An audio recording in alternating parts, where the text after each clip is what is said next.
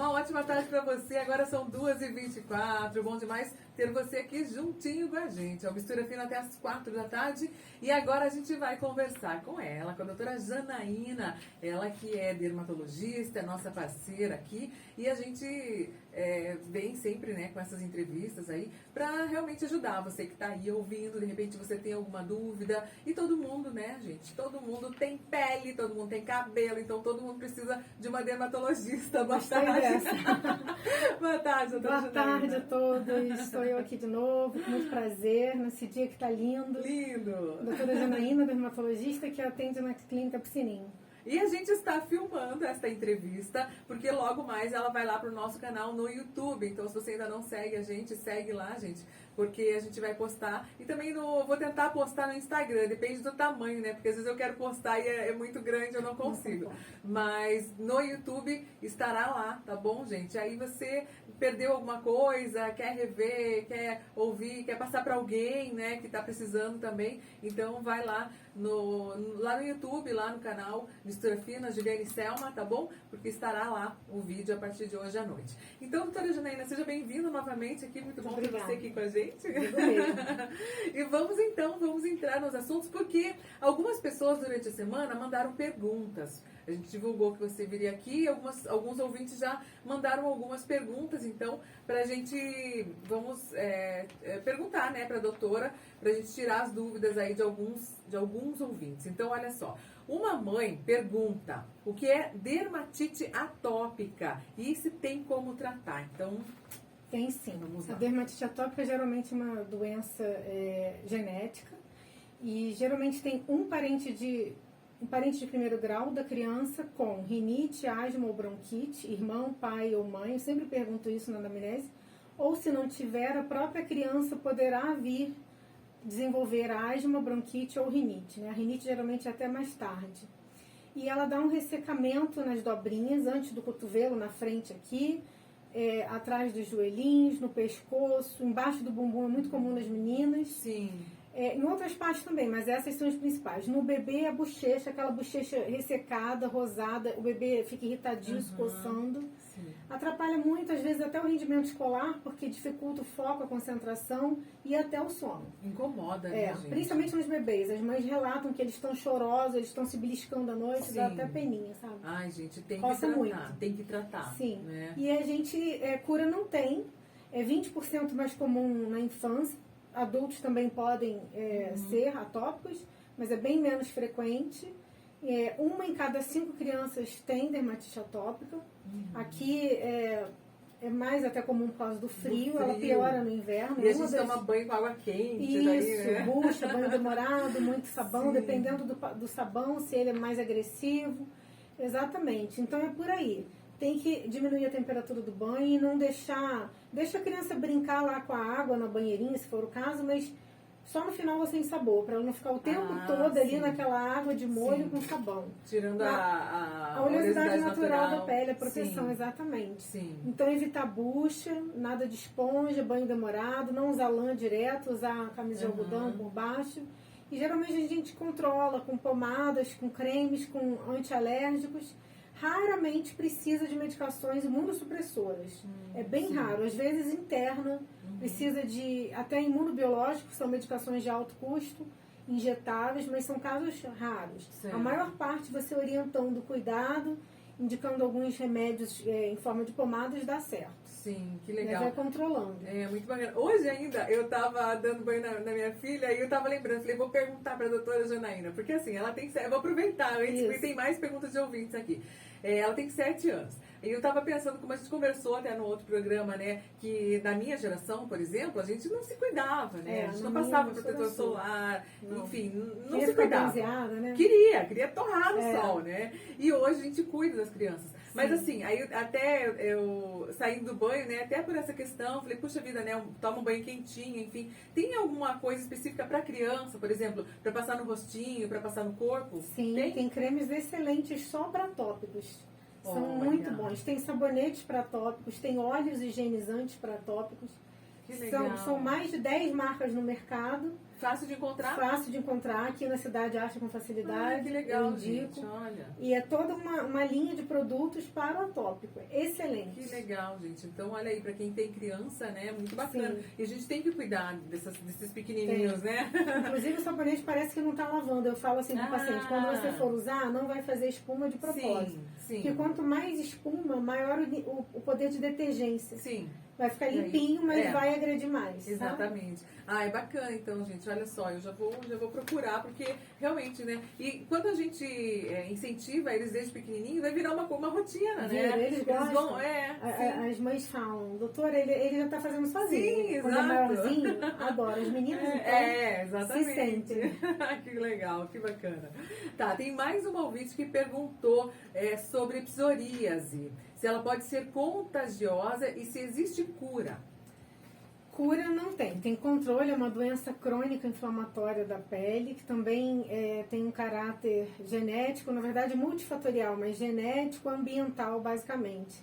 Muitas vezes o estresse, um trauma cirúrgico, um trauma na vida emocional muito grande, é o momento de abrir, de manifestar o quadro na pele, né? Que são aquelas placas vermelhas que escamam, né? Sim.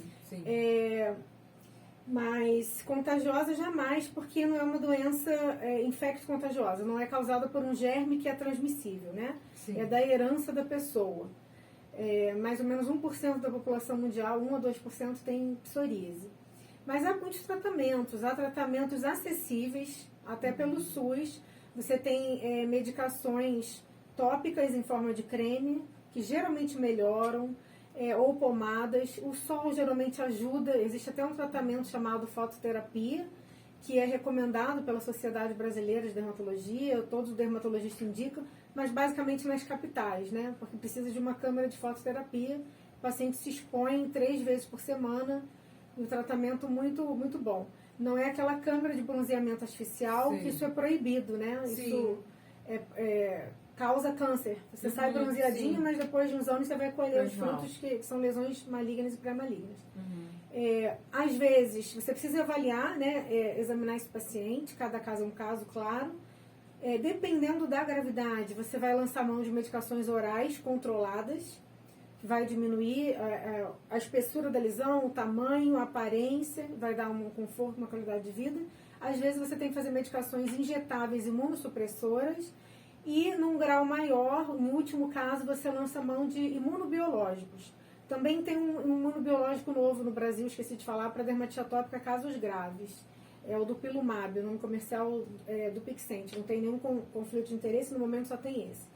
E para psoríase há vários imunobiológicos também, que são medicações de alto custo que o governo fornece, mediante um laudo, né, havendo indicação, depois que faliu todas as outras medicações mais simples, não houve resultado, aí tem esse também. Então tem várias formas de tratar, dependendo da gravidade de cada caso. 90% das pessoas não coçam, 10% coçam, e piora no inverno. É uma doença de pele que piora com frio, tá? E engraçado que melhora sempre nas férias. A pessoa vai pra praia, tá relax, tá se divertindo, sorrindo, melhora. Todo paciente fala isso, eu melhoro nas férias e pioro no inverno. Olha só, gente. Então você que tem, né, psoríase, gente, procura especialista, né, gente? Procura a doutora Janaína, vai lá e vê certinho o teu caso e você vai ter o tratamento específico para você, né? Deixa eu só acrescentar uma coisa importantíssima que eu me lembrei agora. O paciente com psoríase, desde a década de 90 já se sabe, não é só na pele, é uma inflamação sistêmica. Há liberação na corrente sanguínea de várias substâncias inflamatórias. Então, esse paciente precisa cuidar da saúde porque ele tem maior risco cardiovascular, maior risco de infarto, de se tornar diabético, de ter a síndrome metabólica e de acidente vascular cerebral, o popular derrame. Sim. Inclusive, o paciente, quando ele é fumante, ele é mal respondedor dessas drogas que eu citei. Quando ele está mais grave, ele precisa usar um imunossupressor, uma medicação oral ou um imunobiológico, ele não responde bem. Então, o paciente precisa estar no peso certo. Muitos pacientes com psoríase são obesos, infelizmente, porque é uma doença estigmatizante que anda junto com depressão, né? Com vários transtornos, ansiedade, síndrome do pânico, é mais comum nas pessoas que têm psoríase. Sim. mas tem que cuidar do peso, tá? Evitar o fumo, o álcool, fazer atividade física regular, que vai ser melhor, vai diminuir o risco cardiovascular de morte e vai responder melhor a terapêutica. É aquela tecla que a gente sempre gosta de bater aqui, né? Você ter uma vida saudável, né? Procurar se alimentar da forma correta, se exercitar, tomar sol, beber água, tudo aquilo que a gente já sabe. Fazer bem, né? Que muitas vezes a gente não faz, às vezes, sei lá, não é nem por falta de conhecimento, a gente não faz por comodismo mesmo, né? Então, a gente precisa cuidar. A gente vai pelo lado mais fácil, mas aí depois a conta chega. Sim, exatamente. O resultado vem, né, gente? Sim. E aproveitando, voltando ali na dermatite atópica, mais uma ouvinte mandou, ela falou que a bebê dela tem 6 meses e tem dermatite atópica. Tá perguntando se é pra vida toda ou com o tempo ela vai passar. Geralmente é mais comum na infância e mais grave na infância, tá? Até os 5, 7 anos ali. Uma minoria de adolescentes e mais raro ainda no adulto. Cerca de 10% dos bebês que são atópicos vão se tornar adultos. Grande possibilidade de curar, principalmente com a adolescência, que começa a produção das glândulas sebáceas, né? Pelos hormônios sexuais dos ovários ou dos testículos, dependendo do sexo, tá? Sim. Mas geralmente abre o quadro com 6 meses, a idade que ela escreveu ali. Minha bebê tem 6 meses. Mas tem como tratar e o bebê fica bem, tá? Procura um médico dermatologista. Procura, gente, procura a doutora Janaína, viu? Eu indico. Eu moro aqui, muita gente pergunta. Eu tô aqui há 4 anos, as pessoas falam, mês que vem você volta? Não, achando gente, que eu moro em Curitiba. Eu tô aqui semana. toda semana, tô na Clínica Piscinim, tá? Isso, gente, marca o seu horário, viu?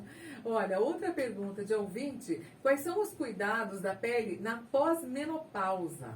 Então, por ocasião da falência dos ovários, né? É isso que caracteriza esse evento menopausa na vida da mulher, os ovários vão parar de produzir os hormônios sexuais femininos. Então, tudo vai se ressentir. A pele fica mais opaca, os cabelos, as unhas, ressecamento vaginal, principalmente cotovelos, joelhos, sola dos pés, perda de viço, de luminosidade, né? Maior flacidez muscular e de pele. Então, é importante hidratar muito bem a pele. Há ativos, há produtos prontos, industrializados, e tem como manipular, fica mais acessível, ativos que são consagrados para o uso nessa faixa de idade da mulher e melhoram. Há tecnologias, tratamentos estéticos como o bioestímulo, o ultrassom microfocado, lasers, toxina botulínica, aí para quem tem um orçamento maior, né? Mas principalmente aumentar a dieta equilibrada, que a Selma acabou de citar, e aumentar a sua ingestão de proteína, porque por ocasião da menopausa a gente perde 30% de colágeno só por entrar a menopausa. Nossa produção cai em 30%. Então tem que comer mais proteína animal, vegetal, aumentar leite, ovos, frango, carne, né? Tudo isso aumentar. Você vê que a mulher vegana, que não é bem acompanhada por uma nutricionista, ela vai sentir ainda mais essa fase. Às vezes precisa ponderar com a sua ginecologista se você não precisa fazer uma reposição hormonal. Isso não é o caso, né? O trabalho aí é interdisciplinar. E falando da flacidez, é muito importante fazer exercício resistido com sobrecarga. Isso já tem evidência científica. Pode caminhar, pode dançar, pode jogar o seu tênis, mas a musculação tem um impacto positivo na pele e na musculatura, que se ressente bastante, tá? E por último, a gente também prescreve colágeno. O mais eficaz é o derivado de colágeno bovino, mas há outros para quem seja vegano. Mas não é qualquer colágeno, as pessoas compram por conta própria. Colágeno em cápsula não tem absorção em nível intestinal suficiente. Também há estudos, desde 2018 isso já é manjado, né, no nosso meio. Então tem que ser o colágeno verisol ou o peptídeo bioativo de colágeno em pó. E na dose certa. Na menopausa a dose é diferente, na mulher mais jovem é a metade. Tá bom? Então olha então procure orientação médica. Quanta dica bacana, né? Vamos aqui para mais uma, porque o pessoal também está mandando ali no WhatsApp, tem mais mensagens chegando. Escamação no couro cabeludo. Você quer responder essa já? Sim. Então, olha, escamação no couro cabeludo, algum medicamento específico? Provavelmente deve ser a caspa, que é outra, né? A gente separou as perguntas que os ouvintes mandaram. Sim, exato. Por ocasião do inverno, né? Outra doença de pele que piora com o inverno é a caspa, né? Claro que para afirmar eu teria que examinar. Mas a caspa ela é mais comum por quê? O nome científico é dermatite seborreica. No inverno a gente fica, aqui no em São Mateus do Sul, a gente fica com preguiça de lavar o cabelo todo dia, né? Então você espaça as lavagens, e quem tem a tendência, porque isso também é genético, é autossômica dominante a herança.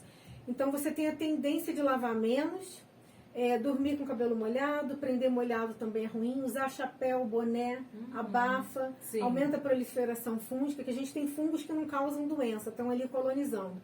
Mas aí eu lavo menos, ou lavo com uma água muito quente, sim. e como a gente disse outro dia aqui, a cabeça recebe a maior temperatura do banho, ainda mais no sim, alto, né? Exato.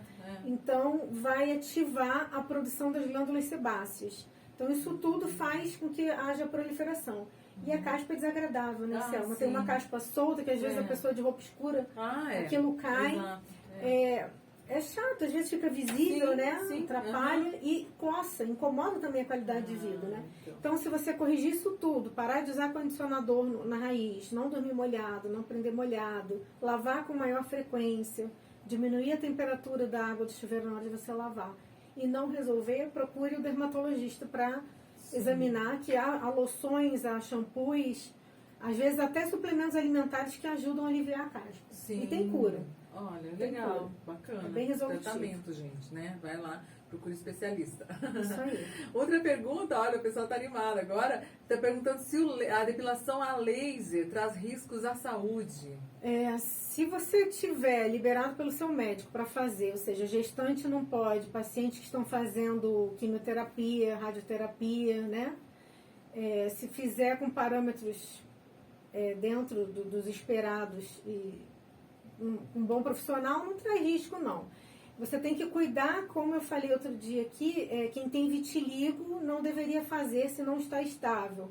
Quem tem psoríase, como falamos hoje dessa doença, a psoríase, bem como o vitiligo, quando você traumatiza, queimadura por laser, eu já vi fazer psoríase. A menina tinha psoríase na infância, era adolescente, fez a depilação a laser, sofreu uma queimadura e surgiram manchas de psoríase na pele. Olha. Reproduz a doença que a pessoa tinha, sabe? Sim. Então, cuidar para não, dentro dos parâmetros certinho, com um profissional experiente, não tem risco para a saúde, não. Sim. Eu tenho. É xerose que fala? Xerose, ressecamento intenso de pele, ou xerodermia. Então, principalmente na região das pernas, pés e rosto. E mesmo usando produtos próprios, agora no inverno é bem muito pior. Chega a sangrar, olha só. Mas será que esses produtos foram prescritos por um dermatologista, quando você diz próprios? Isso é fácil de resolver. Tem várias formulações que a gente prescreve manipuladas, são até melhores do que as industrializadas, porque elas têm uma concentração limitada ali, e quando você manipula, você personaliza a fórmula, né? Sim. Você pode usar ativos mais fortes, fazer uma associação. Isso é fácil de resolver. Tá? Agenda um horário com a doutora Janaína. E pode sangrar, fica bem doloroso. Aquelas fissuras nos pés, sabe? Imagino. Mas isso melhora rápido. Vai lá, gente, agenda seu horário, viu? Outra pessoa falou que tem psoríase, quer saber se tem algum tipo de alimento que ajude o problema. Não, é uma dieta equilibrada, rica em antioxidantes, que você vai achar nas frutas, nas verduras, nos legumes, né? Uma dieta colorida, variada. Sim. Mas dizer que seja superior a algum alimento ou outro, não.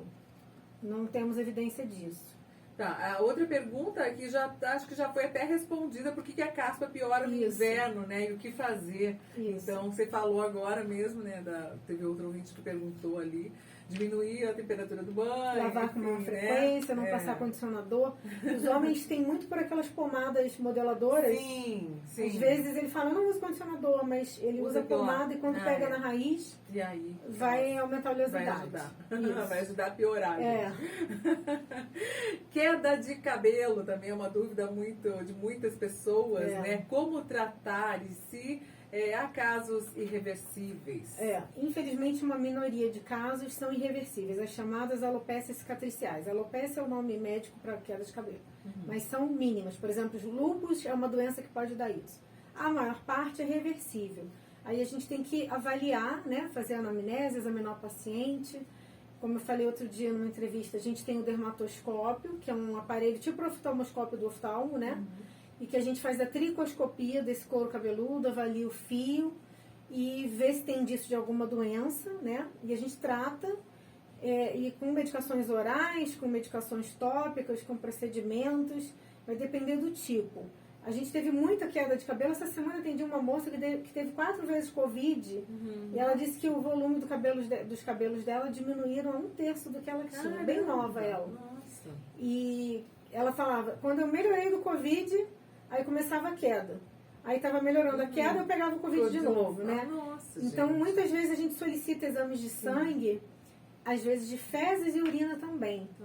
Porque, olha só. para você ter uma noção, parasitose intestinal, verminose, e aqui muitas pessoas, com todo respeito à cultura, né, local, muitas Sim. pessoas bebem água da torneira e não Sim. filtrada, né? Sim. E às vezes não desinfetam as verduras porque são colhidas da horta. Realmente é muito saudável. É. Mas pode ter algum parasita, né? A Sim. gente deveria usar a água sanitária, né? Deixar em imersão, fazer aquele processo que a nutricionista conhece tão bem. Então, muitas vezes uma parasitose intestinal, verminose, infecção urinária, sedentarismo, já tem artigos de 2020 que o sedentarismo é motivo para queda de cabelo. Olha isso. Estar acima do peso, colesterol alto, os veganos vão ter mais, de novo, por causa da menor Sim. ingestão de proteína, deficiência de vitamina D, de B12, de ferro. Sobre as doenças orgânicas, né, falando mesmo, as mais comuns em mulheres em idade reprodutiva, antes da menopausa, anemia, dá muita queda de cabelo, tem sempre que pedir um hemograma, e as doenças da tireoide, né, o hipo e o hipertireoidismo, quando ela está funcionando a mais ou a menos, são as duas doenças mais comuns associadas à queda de cabelo. Mas o tabagismo também aumenta a queda de cabelo. São vários fatores. São vários né? fatores. Tem que examinar, colher direitinho os exames complementares para a gente poder chegar a um determinado tratamento, né, melhor Sim. para cada caso. Os homens, depois dos 30, 40 anos, a maioria vai perder cabelo, né? Sim. E aí não vale esperar ficar calvo, porque aí já é tarde Tá. demais. Percebeu que está perdendo muito, vá logo ao dermatologista, Olha que só. quanto antes você intervir, melhor será o resultado, com certeza. Bacana. Outra ouvinte ela perguntou, a escamação no couro cabeludo e no ouvido, seria dermatite ou psoríase? Olha, ambas as doenças, a dermatite seborreica, que é a caspa, e a psoríase, podem afetar essas duas localizações, couro cabeludo e conduto auditivo. Geralmente, no ouvido, no conduto auditivo, é a dermatite seborreica. E a gente tem como, olhando o couro cabeludo, é diferente o acometimento quando é psoríase e quando é dermatite seborreica. Então, não posso te afirmar com certeza o que é no seu caso, né? Teria que ser examinado. As duas doenças podem afetar os dois locais. Olha só, então E é bem comum. tem que ir lá, gente, tem que Isso. consultar, né? Outra pergunta, ó, tem psoríase, queria saber se tem algum tipo de alimento que ajude, acho que eu já perguntei essa, não. Já. Tenho espinhas no rosto e quero saber se dá para fazer depilação com cera e também se posso fazer depilação a laser. Depilação a laser, como a gente já falou, se você procurar um profissional experimentado, pode sim. Não estiver bronzeada, né? Ah, sim. Não estiver gestante, não tiver nenhuma doença autoimune em atividade, como o lúpus que eu citei, não tem vitiligo, não tem psoríase, pode. Sobre a depilação a cera, nós não recomendamos enquanto dermatologistas, porque aqui em cima do buço, né, que a mulher chama, supralabial, em cima do buço, é a maior causa de melasma supralabial, Selma. Faz aquela pigmentação e é Deve ficar difícil, escuro, pessoal. gente. É o melasma mais difícil de clarear do rosto todo, é esse aqui. E as pacientes, tem algumas que só tem aqui. Aí eu Sim. falo assim, você já fez depilação com cera? Como é que você sabe? Porque sim. mancha. A cera faz aquela, principalmente a quente, faz aquele dano térmico, fica vermelho. E como dizia um professor meu que já até faleceu, era um professor das antigas, ele falava, o que hoje é vermelho, amanhã ficará marrom quem tem melasma. A gente olha não só. pode irritar, sabe? Sim. Então a cera ela agride muito. A gente não recomenda. Vai dar foliculite depois, vai encravar. Sim. O laser seria mais apropriado, se você não tiver nenhuma contraindicação a ele, tá? Gente, nós vamos para a última pergunta, que nosso tempo está Passa estourando rápido, aqui, né? passa super rápido. A ouvinte Anani perguntou se é normal um filho apresentar a psoríase e a filha mulher... Não entendi, peraí. Se é normal um filho apresentar a psoríase e a filha mulher não. Será? Ou É depende de cada normal um? porque não é ligado ao sexo, tá? Tá. Apenas é mais comum. Cerca de 10% maior de chance no nosso filho se a gente tem, por exemplo, os nossos pais ou nós temos, mas não é ligado ao sexo, então não tem nada a ver o seu menino ter e a sua filha não, tá? Isso é o acaso. Gente, é bom demais. A gente poderia ficar até amanhã aqui fazendo esse bate-papo, porque é muito bacana, tem muito assunto pra gente conversar. Infelizmente, o nosso tempo já não permite mais. Isso. Mas, doutora Janaína está lá, gente, na clínica na Clínica Piscinim, né? Segunda, quartas e sextas. Isso. Então, agende o horário. Gente, não fica esperando, não. Ah, eu tenho um problema, mas eu vou esperar que resolva sozinho. Não, gente, vai lá, procura, né? A doutora Janaína já resolve o problema de vez, né? Então, você merece esse cuidado, você merece. Sim. Obrigada a todos que mandaram as perguntas. Eu queria passar minhas redes sociais. Sim, claro. Então me sigam aí que vai ser um prazer. janaínamachado.dermato no Instagram, janaínamachado.dermato e no Facebook Janaína Machado Dermatologista.